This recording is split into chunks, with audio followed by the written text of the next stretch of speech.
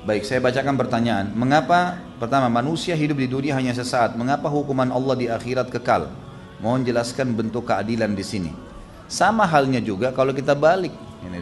Kalau kita balik, bagaimana Anda bisa beribadah dengan sedikit dan kekal di surga? Gitu kan? Sama halnya itu. Di situ ada bentuk keadilannya. Bagaimana juga pada saat Anda berbuat dosa yang banyak, kemudian taubat beberapa detik sebelum meninggal, dimaafkan semua sama Allah. Kan itu. Jadi jelas. Dan ini hati-hati teman-teman, mohon maaf yang bertanya seperti ini, hati-hati dengan pertanyaan, jangan sampai terbawa pada pertanyaan mengkritik Allah Subhanahu wa taala. Bertanya hanya untuk tahu, gitu kan? Jadi bahasa misalnya mohon jelaskan bentuk keadilan di sini, ini hati-hati jangan sampai kita hanya membawa diri kita seperti sebagian orang-orang liberal. Allah nggak adil tuh. Kalau begitu berarti Allah begini, main menyalahkan Allah. Ini pemahaman yang salah, tidak punya adab dengan Allah SWT. Maka harus hati-hati teman-teman sekalian. Tentu saya bukan mengatakan itu pada penanya ya, saya bicara secara global. Apakah kalau ada dari kalangan akhwat atau perempuan yang menjadi salah satu, apakah ada dari kalangan perempuan yang menjadi salah satu sahabat Nabi, dan bagaimana menyikapi hidayah yang sudah datang namun iman terkadang naik turun? Banyak, cuma memang belum saatnya, kita akan bahas nanti. Insya Allah kalau sudah selesai, insya Allah tidak ada halangan, buku ini selesai sampai 4 jilid, saya akan berbagi waktu untuk membahas kalangan sahabiat, ada. Dan bagi teman-teman yang mengikuti materi bedah buku di Tebet, itu kalau tidak salah hari Selasa atau hari Rabu keempat ya, itu saya membahas mahkota pengantin, dan di situ saya bahas tentang beberapa istri Nabi SAW, dan di sirah juga ada saya sebutkan. Akan ada saatnya nanti kita akan bahas. Jadi ada di antara sahabiat. Bagaimana menyikapi hidayah yang sudah datang? Rangkul segera, bentuk komunitas dan amalkan. Itu sederhananya, supaya bisa bertahan. Saya adalah seorang akhwat, bolehkah saya beribadah karena saya ingin bertemu dengan Rasulullah SAW nanti di surga, karena saya ingin menyaksikan kemuliaan akhlak dan ketampanan baginda Nabi SAW? Tentu saja boleh, gitu kan? Karena Nabi SAW menyebutkan, misal contoh, ana wa kafilul yatim kahataini fil jannah. Saya dengan sponsor anak yatim seperti ini di surga, kan gitu. Berarti ada kebersamaan dengan Nabi SAW, dan ini berlaku bagi laki-laki dan perempuan.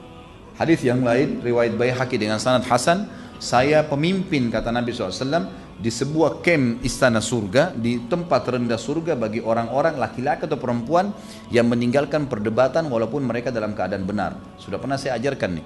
Jadi kalau benar kita sampaikan argumennya, tapi kalau kita lihat orang ini salah tetap ngotot, jangan dilayanin udah. Kita dapat istana di surga. Nabi SAW pemimpin di kem itu. Artinya Nabi SAW punya istana banyak, di antaranya di situ kita akan sering bertemu dengan Nabi SAW. Dan saya pemimpin di tengah-tengah istana, kem di tengah-tengah istana surga bagi orang yang meninggalkan dusta walaupun bercanda. Dan saya pemimpin di kem istana di tertinggi surga bagi orang yang memiliki akhlak yang mulia. Tentu saja bisa. Dan memang kita akan bertemu dengan baginda Nabi SAW. Jadi bukan cuma Anda, kita semua merindukan beliau SAW. Apakah di zaman Rasulullah SAW ada sahabat beliau setelah Rasulullah wafat, ia berpaling menjadi orang yang munafik atau kafir? Ada. Tetapi sahabat-sahabat bukan yang mendampingi Nabi SAW. Tidak pernah disebutkan kalau ada sahabat yang mendampingi Nabi SAW kemudian mereka murtad setelah itu. Mendampingi Nabi ya, bersama dalam peperangan, memang belajar. Tapi ada orang-orang yang datang ucapin syahadat. Ya ini kan juga sahabat ya, karena sahabat definisinya yang melihat Nabi SAW dengan mata kepala, beriman dan meninggal dalam keyakinan tersebut. Ada seperti misalnya orang-orang yang menolak membayar zakat setelah meninggalnya Nabi SAW, dikenal dengan mani'uz zakat, yang diperangi oleh Abu Bakar radhiyallahu anhu. Kemudian ada orang-orang yang mengalihkan, tadinya mengimani risalah Nabi SAW, kemudian mengimani risalahnya Musailam al-Kadzab, hanya karena satu suku saja. Yang jadi surah An-Nasr pada saat turun waraitan nasa yadkhuluna fi dinillahi afwaja, dan kalian melihat, dan engkau melihat hai Muhammad orang berbondong-bondong masuk ke dalam agama Allah. Kata para ulama, ini setelah pembebasan Mekah, seluruh suku Arab datang berbondong-bondong sampai Madinah terdesak, tidak ada lagi tempat untuk orang jalan karena penuhnya orang-orang yang ingin masuk Islam. Nah banyak di antara mereka cuma syahadat pulang ke kampungnya. Setelah Nabi SAW meninggal mereka tidak ngerti agama, ada yang murtad. Tapi belum pernah disebutkan ada sahabat yang duduk bersama Nabi SAW kemudian mereka murtad. Allahu a'lam. Dan apakah Rasulullah SAW mengetahui dan mengumumkannya? Adakah yang Rasulullah SAW tidak tahu? Tentu saja tidak ada. Ya. Yang Nabi SAW tahu semua. Kecuali kalau yang Anda maksudkan adalah para orang-orang munafik, itu ada. Tapi ini ya ulama mengatakan tidak dikatakan sahabat Nabi yang mulia, karena memang mereka orang-orang munafikin, cuma hidup bersama Nabi SAW. Dan itu Nabi SAW tahu siapa mereka dan menyebutkan kepada sahabat-sahabat seperti Hudzaifah bin Yaman, disebutkan tentang siapa munafikin itu. Saya mengikuti sebuah liqa atau mentoring di mana goalnya adalah pada akhirnya saya bisa memiliki binaan dan menjadi pengisi di sebuah liqa lagi yang dibentuk baru lagi oleh murabbi saya, sedangkan saya merasa tidak memiliki kapasitas untuk mengisi ilmu agama itu dan masih butuh bimbingan. Bagaimana baiknya menurut Ustaz? Allahu alam. Yang saya tahu majelis ilmu dalam Islam teman-teman sekalian tidak boleh eksklusif. Dalam arti kata begini, eksklusif itu buka untuk umum, dan yang harus bicara ahlinya. Kecuali memang kalau antum, karena saya tahunya metode-metode tarbiyah yang biasa disebutkan dengan tarbiyah, saya tidak menyebutkan siapapun ya, tapi biasanya metode-metode ini adalah seseorang membina beberapa orang, kemudian itu jadi eksklusif, orang lain tidak ikut di situ, gitu kan? Sehingga akhirnya berjalanlah dengan kurikulum tertentu. Dan kalau misalnya si murabbi ini, si pendidik ini tidak punya pengajian umum yang terbuka umum, seperti ini terbuka siapa saja boleh datang misalnya, maka itu jadi eksklusif dan ini jadi perbuatan yang baru karena tidak pernah Nabi SAW contohkan itu.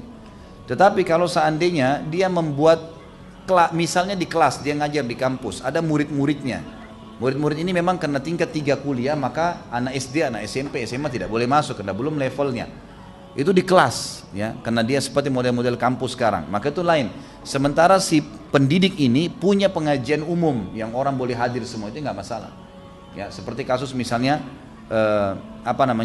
yang diadakan, misalnya orang mau mengadakan khusus untuk acara keluarga, lalu kemudian orang ikut dalam acara keluarga tersebut, itu memang diadakan untuk memang membentuk keluarga itu. Atau mungkin masyarakat Bogor mengundang khusus atau masyarakat Bandung mengundang khusus. Ya, ini bukan berarti mereka eksklusif, ya, bukan berarti eksklusif, jadi perlu difahamin. Tapi kalau misalnya orang seperti ini dia cuma dididik oleh sedikit orang, kemudian belum mampu punya ilmu kayak tadi dibahasakan, lalu harus menjadi pembina lagi, Allah alam, yang saya tahu lebih baik dihindari. Ya, Allah alam. Apakah setiap muslim wajib berdakwah walaupun masih baru mempelajari sunnah? Karena ada hadis yang mengatakan sampaikan dariku walaupun 1 ayat. Dakwah seperti apa yang bisa dilakukan oleh setiap muslim? Sudah saya bahasakan tadi ya. Yang antum kuasai saja. Misal di sub masalah bab sholat, antum sudah pelajari bab sholat itu. Makanya di dalam web yang kita angkat, yang kami angkat, web saya di www.khalilbasalamah.com itu, kita coba bahas per kitab. Kitab Minhajul Muslim, kitab Bulughul Maram, kitab Kabair. Tujuannya untuk antum bisa ikutin tuh, gitu kan? Jadi bisa diikutin. Nah, nanti per bahasan sudah jelas. Oh ya, ini dalilnya. Ya, ini bahasan tentang sholat, ini bahasan tentang puasa. Yang antum kuasain punya dalil, maka sampaikan. Itu saja, dan jangan bicara yang tidak punya ilmunya. Ustaz, buku kisah Mus'ab bin Umair karangan siapa yang sunnah? Kalau khusus saya tidak tahu ya, kalau khusus, karena memang selama ini kebanyakan buku-buku induk ya, seperti Syiar Alam Nubala ya, buku-buku induk yang menceritakan seperti Tahzibut Tahzib yang membicarakan tentang biografi orang-orang saleh di kalangan sahabat dan tabi'in serta tabi'in, ini memang bicara secara lengkap mereka semua. Kalau khusus saya belum temukan, tapi tokoh-tokoh tertentu seperti misalnya Abu Bakar, Umar, Uthman, Ali Khulafaur Rasyidin, 10 Jamiul Surga, ini biasa sudah disebutkan. Kalau Mus'ab saya pribadi belum temukan, mungkin keterbatasan saya gitu kan. Tapi bukan di depan antum, insya Allah ini sudah cukup untuk dibaca. Pada bahasan atau kajian bulan lalu tentang sahabat dari golongan budak. Salim Maula Abi Hudzaifah radhiyallahu anhu dijelaskan Salim menikah dengan sepupu Abu Hudzaifah. Siapakah namanya?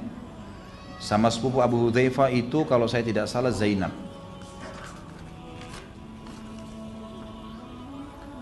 Bagaimana cara Anda membuat teman yang sudah mendapatkan hidayah? Kalau sudah dapat hidayah nggak perlu dimotivasi. Tinggal jalan sama-sama saja insya Allah. Yang dimotivasi itu justru orang yang kendor, yang belum dapat hidayah atau yang lagi futur ya, yang lagi jauh dari hidayah. Suami dari anak Nabi SAW, Zainab, awalnya adalah orang kafir. Kenapa Nabi merestui pernikahan mereka dari awal? Apakah suami Zainab dulu menyembah berhala? Namanya As atau Abul As, terkenal, gitu kan? dari menikahnya Zainab radhiyallahu anha dengan suaminya Abul As radhiyallahu anhu, karena dia masuk Islam nanti setelah perang, setelah ditawan oleh kaum muslimin. Itu memang sebelum datangnya wahyu dan sebelum diutusnya Nabi SAW menjadi nabi, jadi menikah. Dan kita tahu pada saat itu pun Nabi SAW itu belum diutus jadi nabi, Khadijah radhiyallahu anha juga belum dalam keadaan Islam, Apakah mereka menyembah berhala? Allahu alam, ini butuh rincian dalil secara khusus.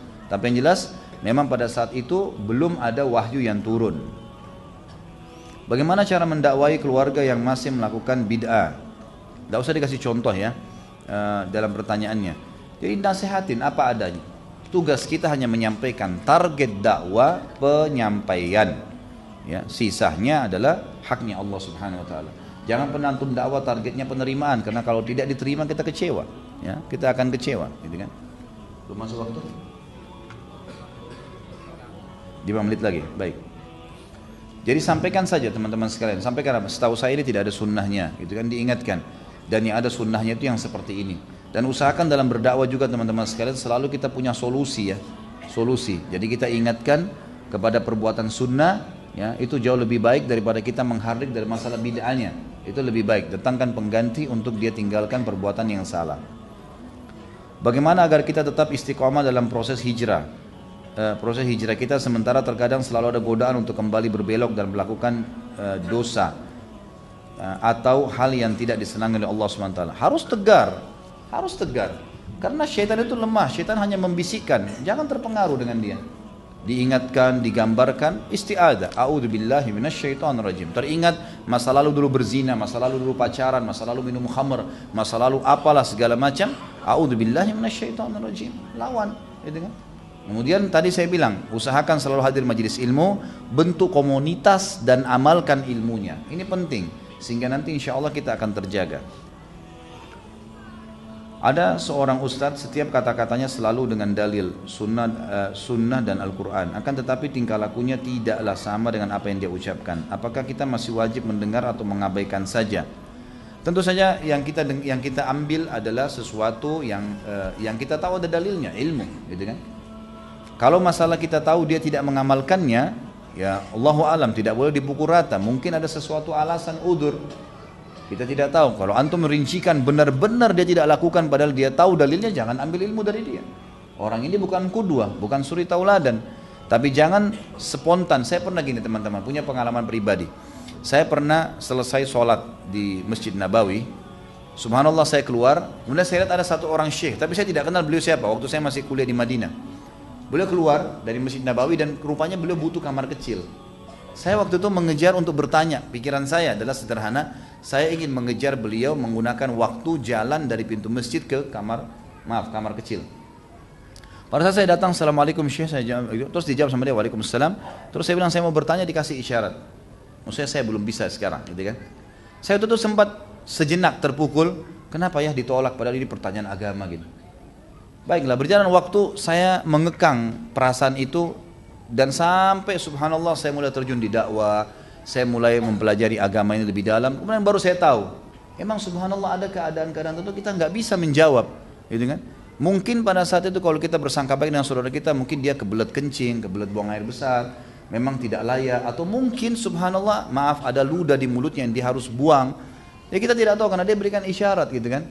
Nah, jangan sampai karena perbuatan seperti ini terus tiba-tiba antum vonis orang ini tidak baik. Misal contoh. Jadi kita harus tahu pasti dulu. Dari antum pastikan jelas dia tahu dalil tidak dikerjakan depan mata, maka jangan ambil ilmu dari dia. Saya sudah bertobat dari kemaksiatan-kemaksiatan yang dijalankan masa lalu. Baru saja saya hijrah, saya menyesal dengan perbuatan yang lalu. Saya tidak akan mengulangi. Saya juga